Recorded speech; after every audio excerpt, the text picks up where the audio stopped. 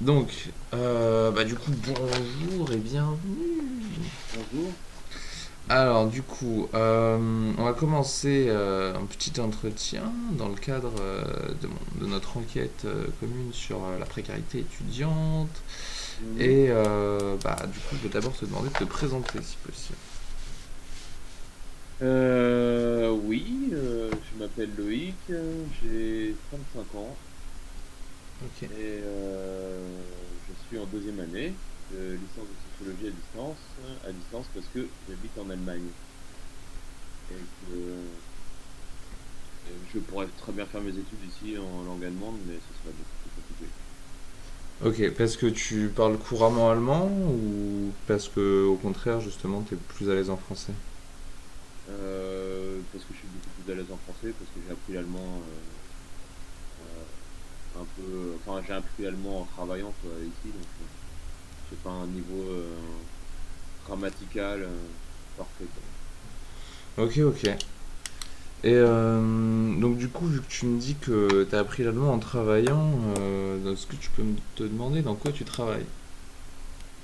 Ouais, je suis dans le bâtiment. En fait, je suis peintre de... Je travaille pour une entreprise qui fait des graffitis et des peintures murales. Ok. Et du coup, ça consiste en quoi de faire des peintures murales et des graffitis enfin, t'interviens à quel moment de la conception du bâtiment? Tout à la fin, quand tout est fini, la rénovation, enfin quand il reste plus qu'à peindre le mur et que le propriétaire de l'immeuble veut décorer son immeuble d'une belle peinture ou autre, eh ben, c'est mon chef qui réalise le projet et puis c'est mon collègue et moi qui peignons le mur suivant le projet décidé, quoi. Ok, ok. Et du coup, par rapport à ça, étant donné que donc du coup t'as pas la conception à faire sur le papier, ça te prend quand même pas mal de temps, je suppose. Oui, oui, oui. Bah, après, ça dépend de la taille du mur qu'on a à peindre, mais en général, on y passe entre 1 à 2 semaines, puisqu'on fait des réalisations quand même qui sont en moyenne des murs qui font 20 à 30 mètres de haut sur 15 de large. Ok. Donc, ça prend beaucoup de temps. Ouais. Mais du coup, en gros, c'est 1 à 2 semaines, c'est combien de temps pendant 1 à 2 semaines, enfin combien de temps de travail pendant 1 à 2 semaines? Et t'as des projets à peu près tous les combien de temps? Est-ce que tu les enchaînes ou est-ce que t'as des moments de pause entre?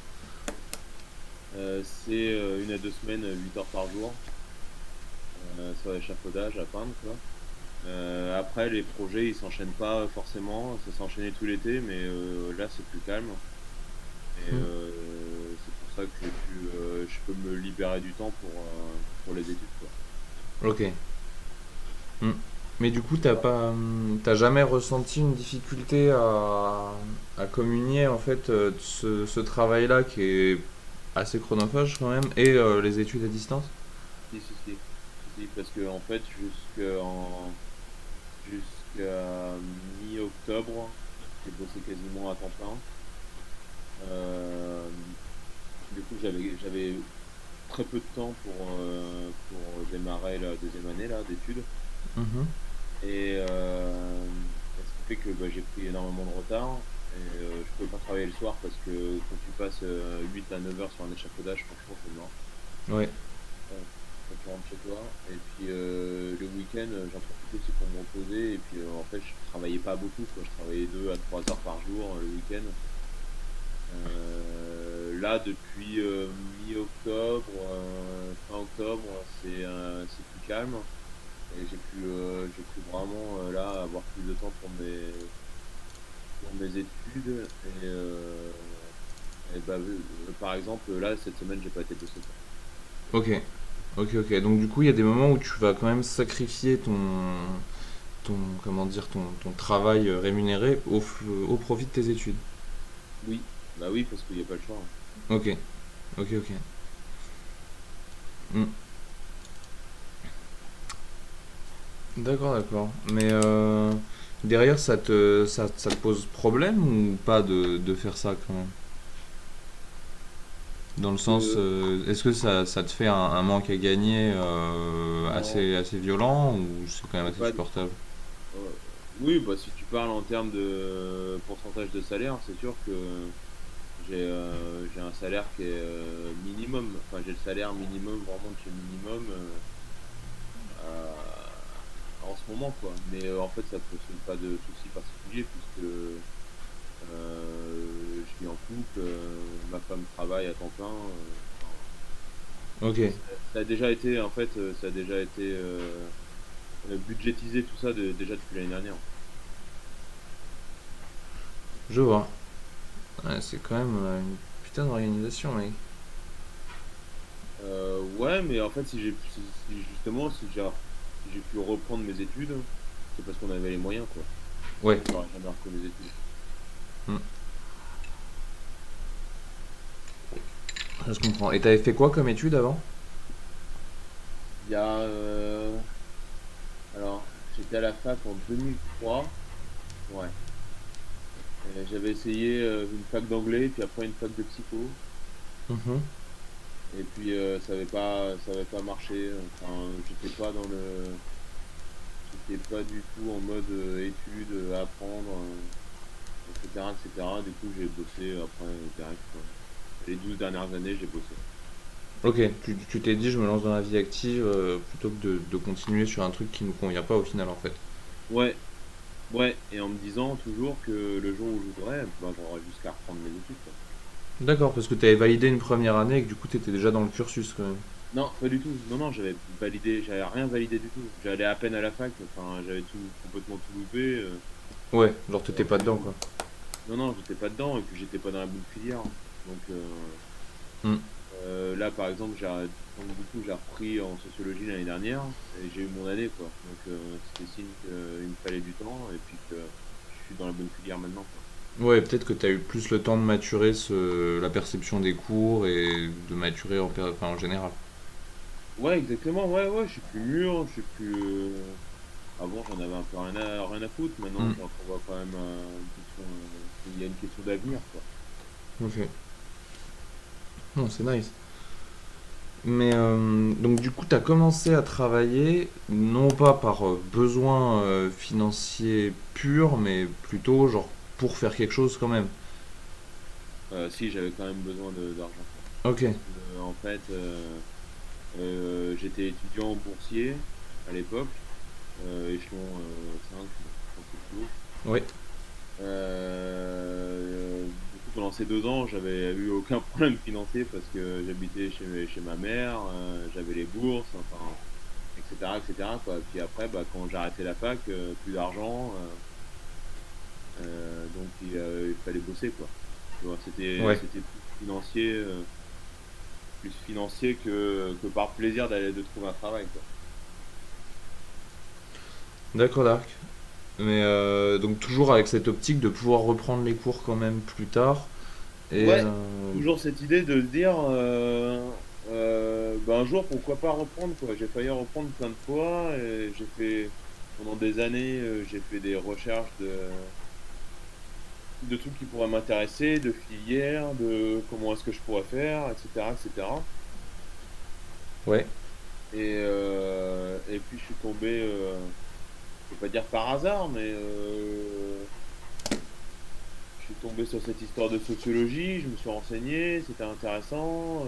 Je suis tombé sur l'enseignement à distance à Strasbourg, je me suis dit, putain, c'est parfait. ça t'a séduit quoi dans l'idée.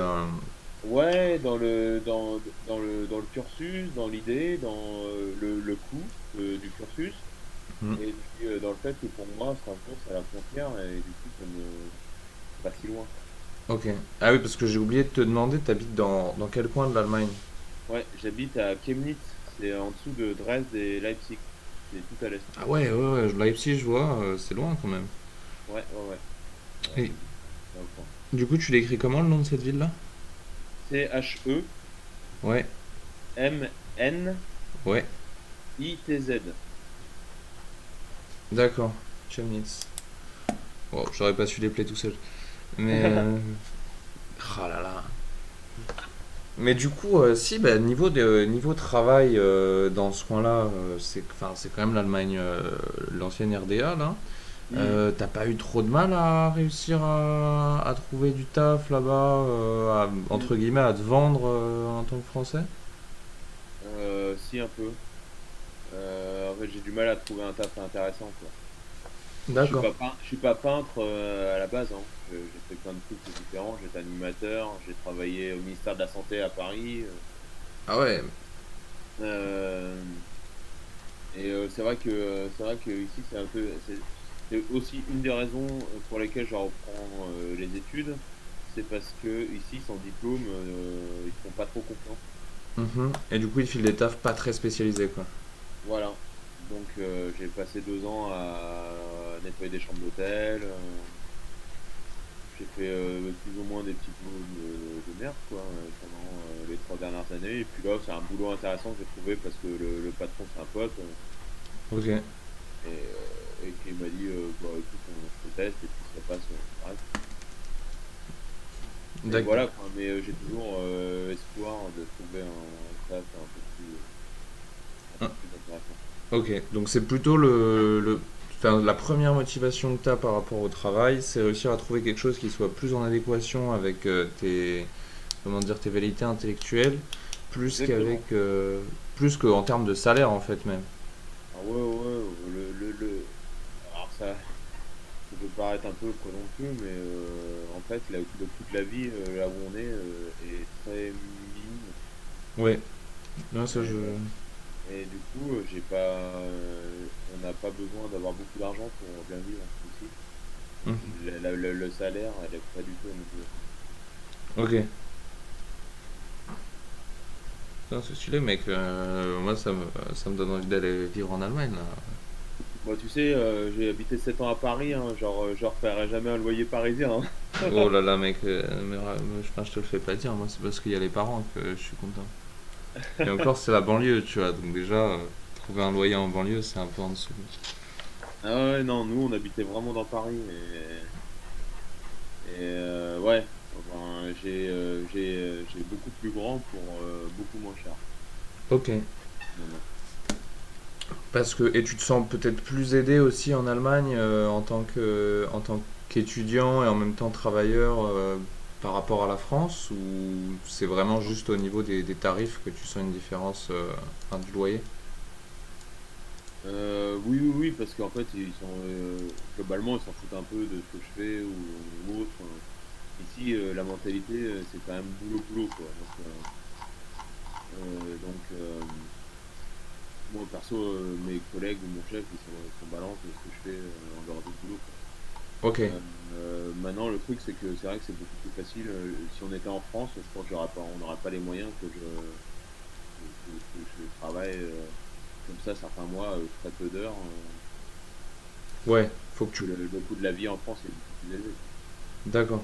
Ah, parce que ta conjointe rapporte pas un salaire très supérieur au tien, quoi. Genre, ça permet d'équilibrer les finances, mais pas non plus de péter les records, entre guillemets. Exactement. Ok. Ah si, enfin supérieur au mien, elle a pas le salaire minimum allemand, quoi. Elle est un peu au-dessus, mais bon, c'est pas la fête, quoi. Ouais, ouais, ça s'approche d'un gros SMIC français, mais voilà. Elle a le SMIC français, ouais, mais la vie nous coûte beaucoup moins cher ici. D'accord. Donc, tant en termes de loyer qu'en termes De nourriture, de tout ça, ouais, ça coûte moins cher, ouais. Et puis même pour, entre guillemets, toute activité récréative, c'est moins cher aussi? Aussi, ouais. Ah ouais. Du Et du coup, on a coup, une meilleure qualité de vie en n'ayant pas un salaire mirobolant, quoi. ok, ok, ok. Et c'est un peu le truc qui vous a poussé à partir de la France pour aller en Allemagne, ou vous aviez déjà cette idée-là avant même d'estimer en gros les intérêts économiques? Pas du tout, pas du tout. Euh, Ma femme fait un métier rare hein, qui n'existe pas en France. C'est-à-dire? elle est, euh, elle est orfèvre. Ok, Et, mais ouais, c'est assez compliqué. Enfin, le métier allemand est complètement différent du métier français. ok, Et en fait, ce qu'elle fait en Allemagne, elle pourrait pas le faire en France. d'accord. Ouais, enfin, à part en étant Place À part en Vendôme à étant à son compte. Paris ou un truc comme ça, quoi. Ouais, ou en étant à son compte, quoi. Mais sinon, voilà. Ok. Donc c'était à l'origine purement professionnel, quoi. Hmm. Et puis c'est vrai que du coup, on reste quand même. Ça fait 4 ans qu'on est là. Je sais pas encore combien de temps on va rester, mais c'est vrai que on reste aussi beaucoup ici pour la qualité de vie. Ouais, c'est sûr. Et du coup, enfin, je suppose que tu dois considérer que tu es quand même très loin d'une situation de précarité ou tu te sens un peu concerné quand même. Non, non, non, je trouve pas du tout. Après, si, si on n'est pas dans la précarité, c'est aussi parce que euh, on a fait nos calculs avant, quoi.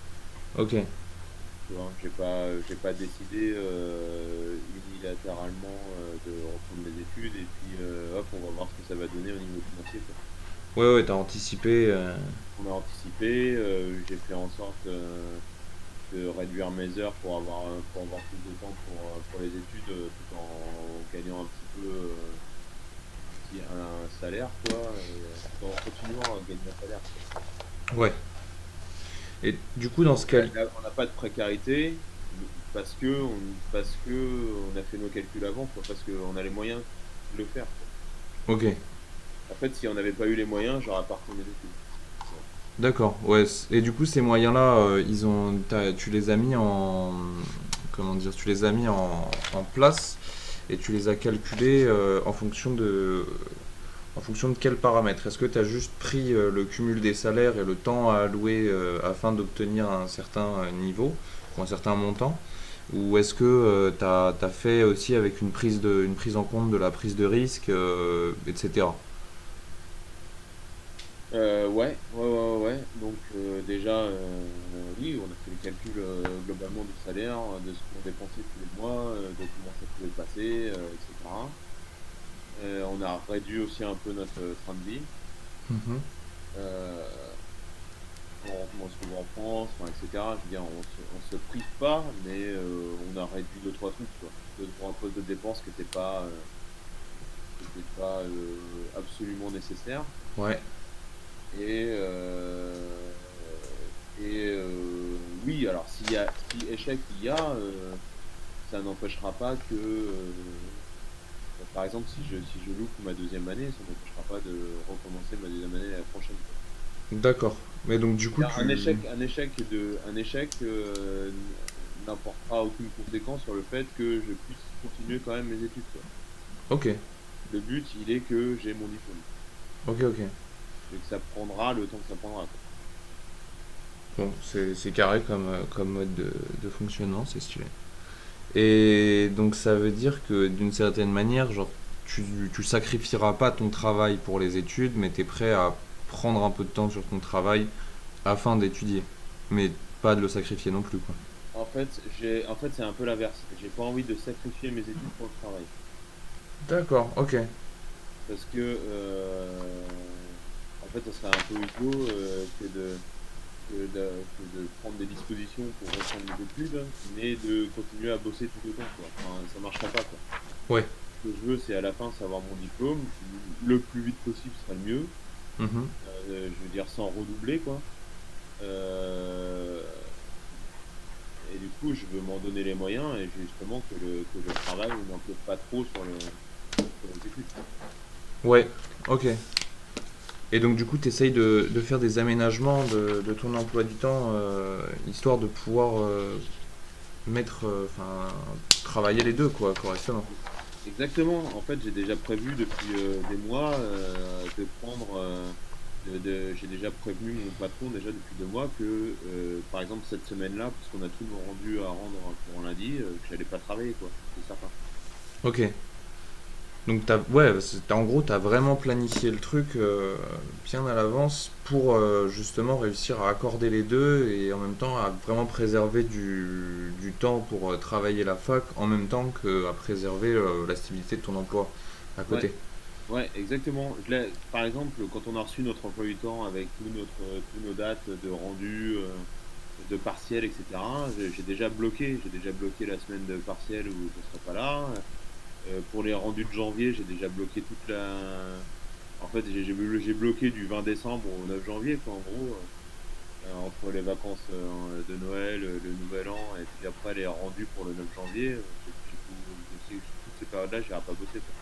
Ok, Donc, voilà, quoi. Quand je suis au boulot, je suis 100% au boulot, et puis je sais que je me suis mis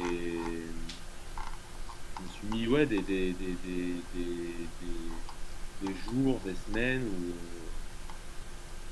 je sais que je serai que à 100% pour mes études, quoi.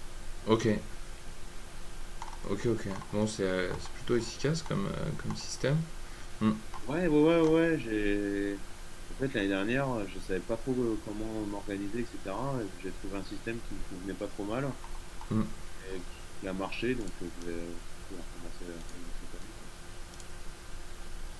Ok, bah, c'est stylé, mec. Hmm. Non, mais c'est carrément carré ce que t'as fait. Hmm. Et du coup, dans tout ça, tu te sens assez satisfait de la manière dont tu as réussi à organiser les choses. Genre, tu te sens plutôt, comment dire, plutôt libre d'agir comme tu l'entends, c'est-à-dire de préparer ton avenir à travers tes études et à travers ton taf. Et est-ce que il y en a un des deux où tu penses que t'as entre guillemets plus d'avenir que dans l'autre en fait, genre dans la démarche? Tu veux dire, est-ce que j'ai plus d'avenir dans le boulot que je fais là ou dans les études que je poursuis? Ouais, où est-ce que tu penses que tu as le plus de. J'ai Le plus. clairement le plus d'avenir avec. Enfin, euh, l'avenir professionnel, il est simple, quoi. Il est assujetti au contrat que reçoit mon patron, qu'il arrive à trouver ou autre. Mhm. Mais j'ai jamais considéré, je considérerai jamais ce boulot comme un aboutissement. Et c'est pour ça que justement je fais ces études, parce que ces études c'est clairement l'avenir, quoi. Ok, Une fois que j'aurai cette licence, je ne sais pas encore du tout si je vais continuer en master ou pas. Ça dépendra de mon niveau, de savoir si je suis assez bon pour aller en master ou pas. mhm. C'est clairement, l'objectif, c'est clairement la licence pour après passer un peu à l'étape au-dessus, quoi. Ah, parce que, en fait, je sais pas après combien de temps on va rester en Allemagne, si on va rentrer en France, si on va aller dans un autre pays. J'ai clairement besoin d'un diplôme supérieur, quoi. Ok, ok.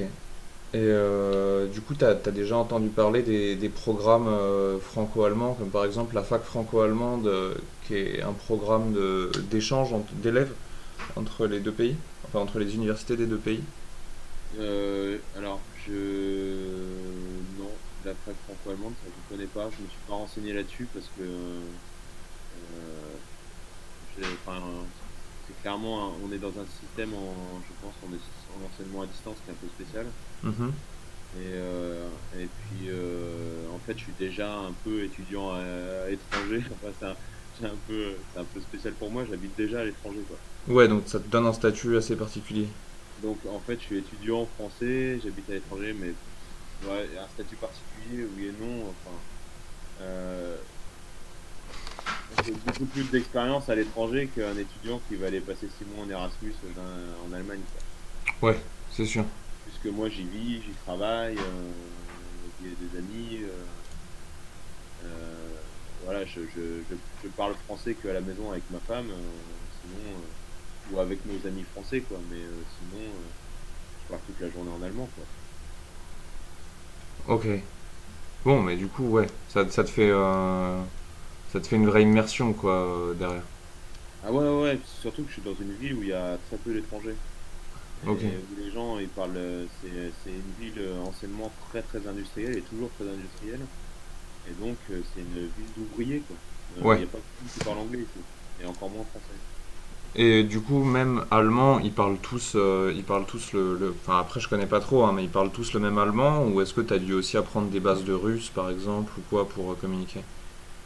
Alors non, c'est bon, le russe, c'est pas un souci. Par contre, ils ont des dialectes et puis un accent assez spécial Ok.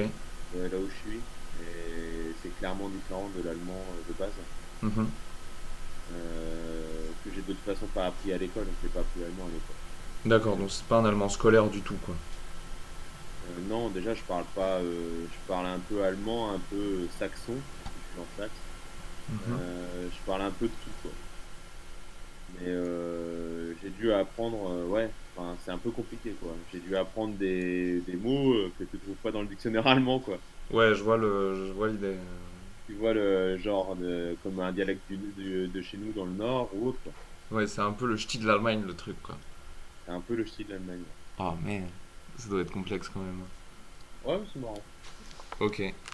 Et donc, du coup, toi, derrière, est-ce que tu reçois toujours, tu m'avais parlé tout à l'heure des aides que tu recevais quand tu étais anciennement à la fac.